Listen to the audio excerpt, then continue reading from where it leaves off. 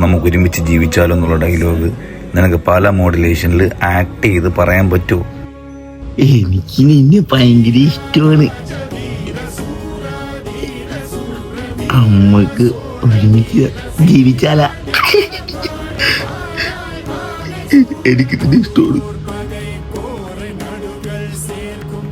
നമുക്ക് ഒരുമിച്ച് ജീവിച്ചാല എനിക്ക് നിന്നെ ഇഷ്ടമാണ്. നമുക്ക് ഒരുമിച്ച് നമുക്ക് ജീവിച്ചാലാ? എനിക്ക്